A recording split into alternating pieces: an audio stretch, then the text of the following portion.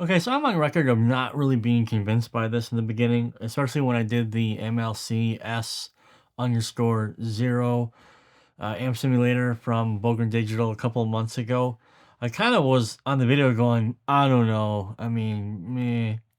Now, having a chance to get the standalone plugin and look at this for a couple of hours today, I can say that yes, there is a difference. When you solo this, it does exactly what they say it does in the marketing. It does add width. It does add a little bit of high-end. No, I wouldn't even call it sparkle.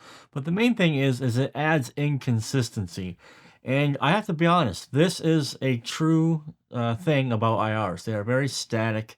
They will output consistent um, output. Wow, English is a great language. If I could just use it better, my words would be more beautiful. Blah blah blah. But the that is an interesting thing to consider because I didn't think that it would be such a huge deal. But as modelers and amp simulators get more and more technically advanced, these details are going to matter more and more. Because really, if you think about it, right, if you have a speaker and you put the microphone on it, the speaker is moving, right?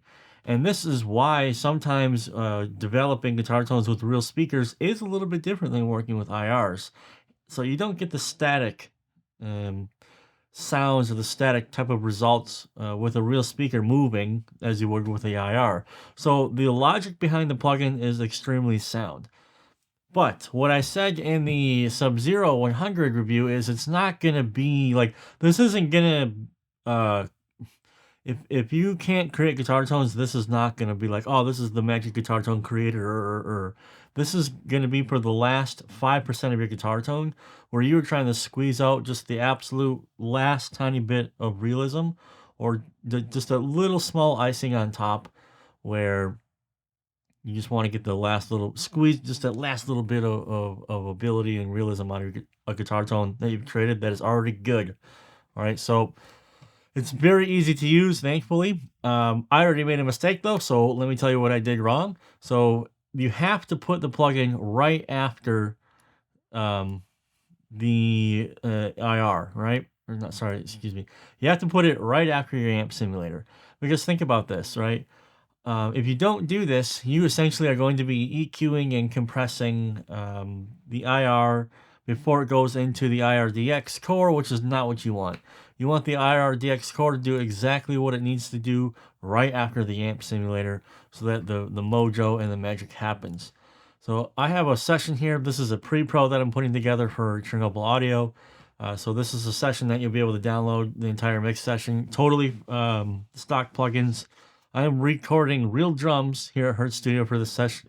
Excuse me, for the session in about 2 weeks. But let's have a listen to what's going on here. So here's with it off.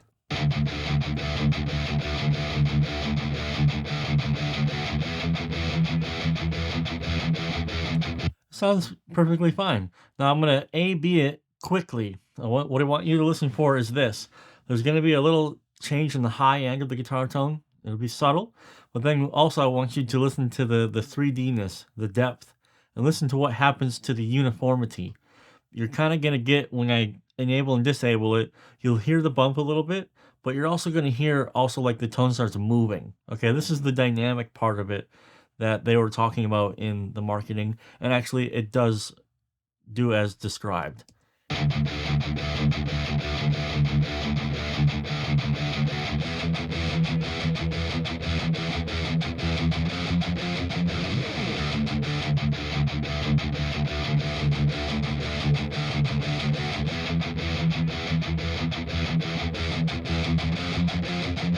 So the other thing you should listen for, so the high end bump is pretty easy to spot, but listen to the low mids and in particular the chugs when I'm chugging. When it's just the IR by itself, it's very flat. It's very sterile sounding. And when this gets enabled, we start to hear some movement. We start to actually hear some imperfections in the guitar. It almost sounds like we're getting flub and dirt back into the guitar tone because now the speaker is moving, pushing air into the microphone per se, and creating these dynamic imperfections. Listen again. Listen to the low end where it gets a little bit. You'll definitely hear it move around. Actually, let's go to a different part of the song. Let me go like maybe. Let's go right here. Have a listen. So this is with it off, and then I'll turn it on.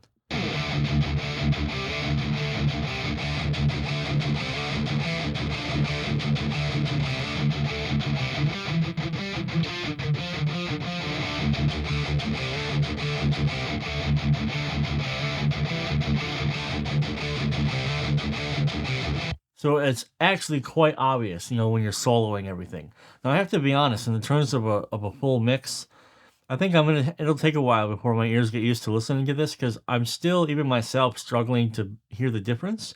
But it's more like a feel. Like I can feel like the song has more life and it's moving, and it's not so static and flat anymore.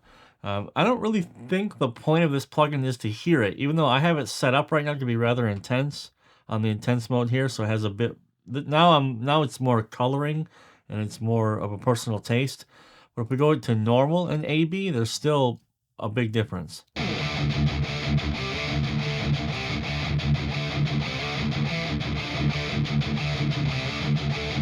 You can hear really how flat the IR is. And I have to say, I was a little wrong talking about this earlier with the Sub-Zero 100. I didn't really put much thought or time into it. I kind of chugged it, played it, was like, whatever, and moved on.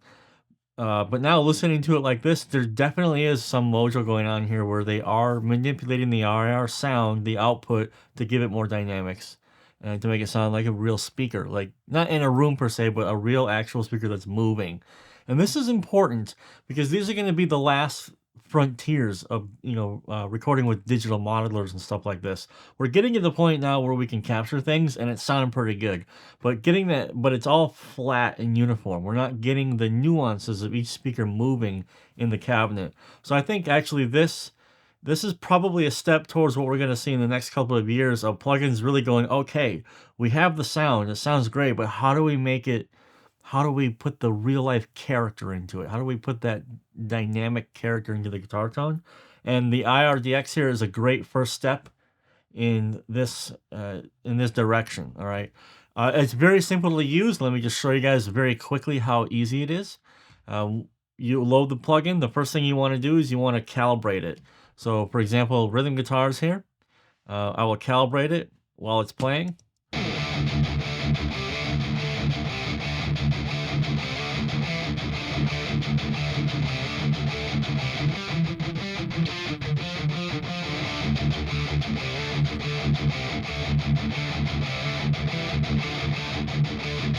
I mean, once you know what you're listening for, it is a gigantically big difference. And this is basically it. Now we can adjust the amount of IRDX that we want, and then you have a normal and intense version of this effect.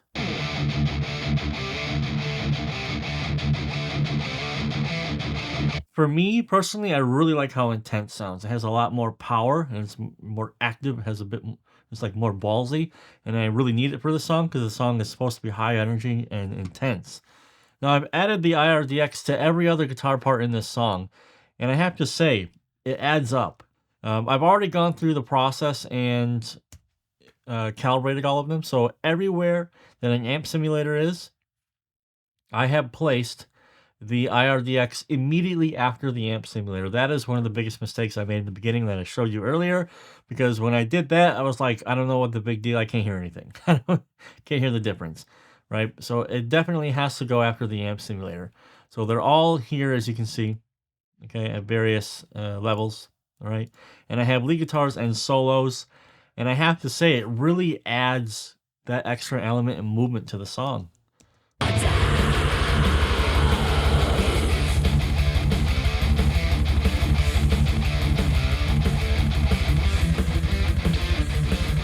Listen, you can really even hear it with the drums and the bass here, how the guitars just become more flat and two-dimensional.